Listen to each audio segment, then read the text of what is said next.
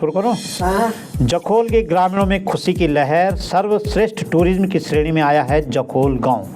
प्रदेश में एक साल में घटी 4.4% युवा बेरोजगारी दर, periodic labour force survey report में हुआ खुलासा। रेलवे स्टेशन में पथराव का मामला, सड़कों पर उतरा हिंदू संगठन, एसएसपी को हटाने की कर रहे हैं जोर से मांग। पूर्व कैबिनेट मंत्री हीरा सिंह बिष्ट बोले, बलात्कारियों को निलंबित करे भाजपा। मानसून के बाद बढ़ा डेंगू का खतरा, नगर निगम अलर्ट मोड पर।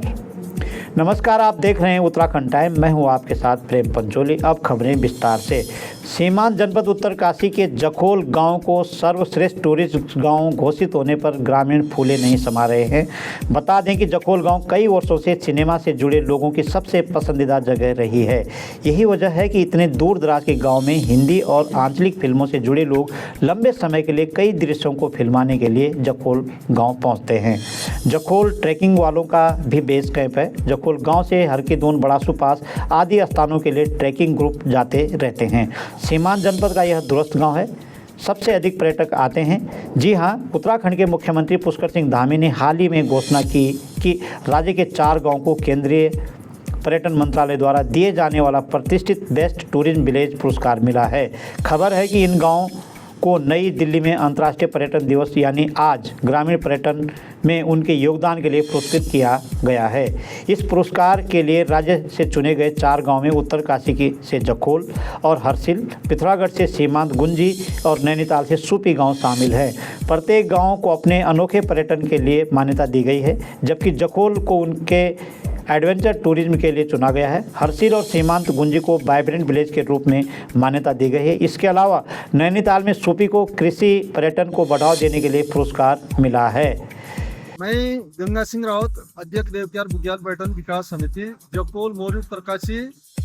माननीय श्री पुष्कर सिंह धामी जी, मुख्यमंत्री उत्तराखंड सरकार, एवं माननीय श्री सतपाल महाराज जी, पर्यटन मंत्री उत्तराखंड सरकार, और माननीय क्षेत्रीय विधायक श्री दुर्गेश्वर लाल के साथ साथ माननीय हमारे जो भारत के प्रधानमंत्री श्री नरेंद्र मोदी जी है, उनको बेस्ट टूरिज्म विलेज जखोल को घोषित करने के लिए आभार एवं धन्यवाद देना चाहता हूं।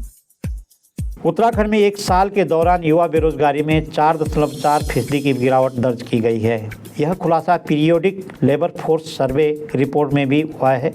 उत्तराखंड ने राष्ट्रीय औसतन को पीछे छोड़ दिया है। धामी सरकार का सरकारी और गैर सरकारी रोजगार देने पर फोकस है। रोजगार देने की योजनाओं पर सरकार द्वारा जोर दे रही है।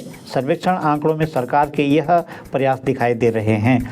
उत्तराखंड में बीते एक वर्ष में रोजगार के अवसर बढ़ने से बेरोजगारी घटी है। सभी आयु वर्ग पर नज़र डालें तो इसकी दर को 4.5% से घटाकर 4.3% पर आ गई है। 15 से 29 वर्ष के आयु वर्ग में 14.2 से घटकर 9.8% पर आ गई है। राज्य में वर्ष 2022-23 की तुलना में 2023-24 में सभी आयु वर्गों में श्रमिक जनसंख्या अनुपात में उल्लेखनीय सुधार हुआ है। 15 से 29 वर्ष के आयु वर्ग में श्रमिक जनसंख्या अनुपात 27.5% से बढ़कर 44.2% हो गया है। युवाओं को रोजगार के अधिक अवसर मिल रहे हैं। रेलवे स्टेशन में देर रात हुए पथराव मामले में पुलिस ने बजरंग दल के अध्यक्ष विकास वर्मा को गिरफ्तार कर लिया है। विकास वर्मा की अरेस्टिंग के बाद हिंदू संगठन के कार्यकर्ता सड़कों पर उतर गए हैं। शुक्रवार को हिंदू संगठन के कार्यकर्ताओं ने बाजार बंद कराया, जिसके बाद घंटाघर जाम कर दिया गया।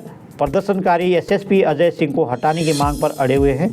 गुरुवार को रेलवे स्टेशन पर आरपीएफ ने हिंदू युवक को 16 साल की किशोरी जो विशेष समुदाय की थी के साथ घूमता देखा था। संदेह होने पर आरपीएफ ने दोनों को रोका। पूछताछ के दौरान दोनों से सही जानकारी नहीं दी, जिसके चलते दोनों को आरपीएफ कार्यालय में बैठाया गया। आरपीएफ ने किशोरी के परिजनों को इसकी सूचना दी।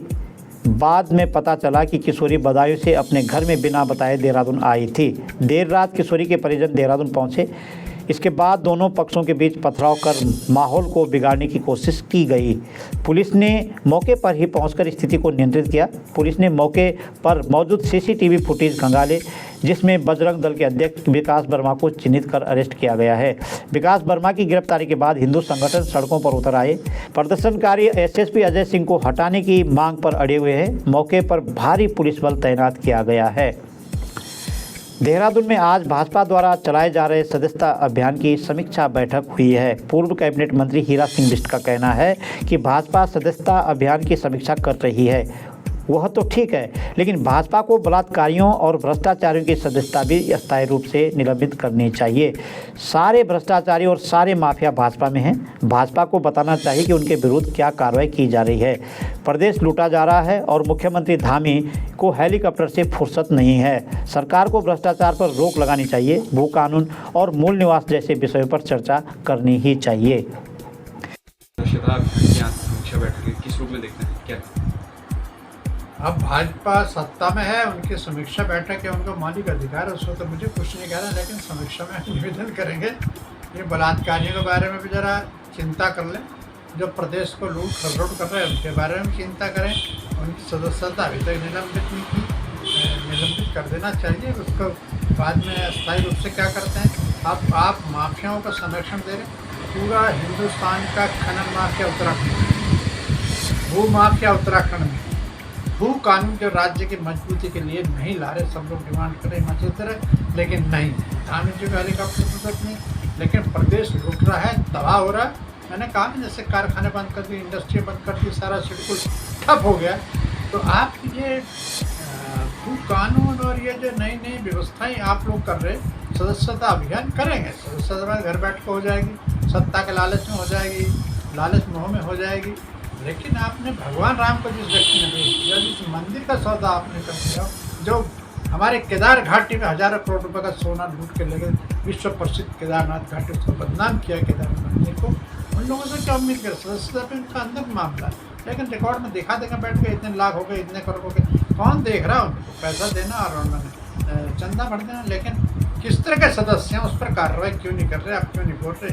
महिलाओं का अत्याचार अंकिता भंडारी में पता है, बीजेपी के। मानसूनी बारिश में डेंगू बुखार का खतरा बढ़ता जा रहा है। हरिद्वार, देहरादून, हल्द्वानी सहित कई शहरों में डेंगू के मरीज सामने आ चुके हैं, जिसके बाद डेंगू को लेकर देहरादून जिला प्रशासन से लेकर स्वास्थ्य विभाग और नगर निगम अलर्ट मोड पर है।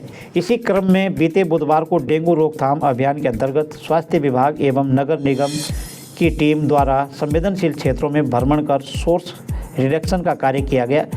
क्विक रिस्पांस टीम द्वारा दी गई सूचना के आधार पर नगर निगम की टीम द्वारा बंजारावाला क्षेत्र में कुल 20 लोगों के चालान किए गए और इन चालानों में 1,10,900 का अर्थदंड लगाया गया। वहीं नगर निगम के मुख्य स्वास्थ्य अधिकारी अविनाश खन्ना के मुताबिक अब तक 76 चालान काटे गए हैं। इस दौरान लगभग 4 लाख से अधिक धनराशि का अर्थदंड चालानी कार्रवाई के तहत आरोपित की गई है। आज की खबरों में बस इतना ही। देखते रहे उत्तराखंड टाइम। धन्यवाद।